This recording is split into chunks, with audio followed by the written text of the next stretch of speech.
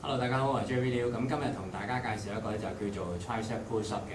咁Tricep Push Up 咧其實都同即係掌上壓啦。咁同我哋平時做開嘅掌上壓有咩唔同咧？咁其實我哋做開嘅掌上壓咧，多數都係做闊手嘅。闊手即係落嗰下，我哋個手踭係向外嘅，推嗰下。咁我哋咧推呢一下咧，除咗有三頭肌嘅力之外咧，咁另外仲有胸肌去幫助。咁所以相對地嚟講咧，闊手嗰個掌上壓咧係較為易做啲嘅。咁我哋做呢個叫做Tricep Push Up 咧，就主力係針對喺三頭肌嗰度多㗎。咁其實喺動作方面有啲咩分別咧？咁我示範一次俾大家睇下先啦。咁我示範一個啦，我哋平時做闊手嘅set一個掌上壓嘅 position 啦。咁有兩隻手撐起，好似膊頭咁闊。咁我哋平時做闊手咧，其實落嗰下個手踭係向外嘅。咁如果 Tricep Push Up 咧，咁我哋可以試下將兩隻手拍埋少少，去到真係膊頭差唔多膊頭嘅位置左右啦。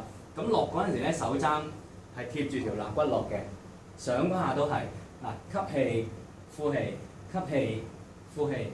咁咧成個過程咧，記得都同平時做掌上壓一樣啦，成個身要保持直嘅。咁其實你話由推嗰下，由第一下其實你應該已經 feel 到嗰個三頭肌，即係八大肉啦。咁係嗰個感覺係比平時我哋做闊手咧係強好多㗎。咁譬如話有啲初學啊，或者係啲女士唔夠力咁樣可以點做咧？咁我哋有個初階啲嘅做法嘅。咁又係啦，嗱 set 翻一個掌上壓嘅 position 啦。咁今次我哋就唔係攞隻腳硬住地下啦，攞個膝頭哥頂住個地下嘅啫。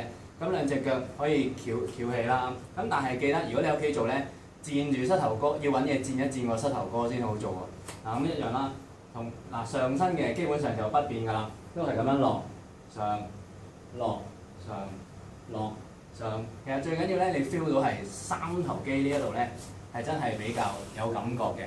咁去到隨住你做耐咗啦、慣咗啦，咁開始做翻一個正常嘅 position 嗰個掌上壓啦。咁譬如話，大家可能做耐咗掌上壓啊，或者係想針對喺個三頭肌度訓練嘅，想加少少難度嘅，今日可以試下頭先啱啱介紹呢個 Tricep Push Up 啦。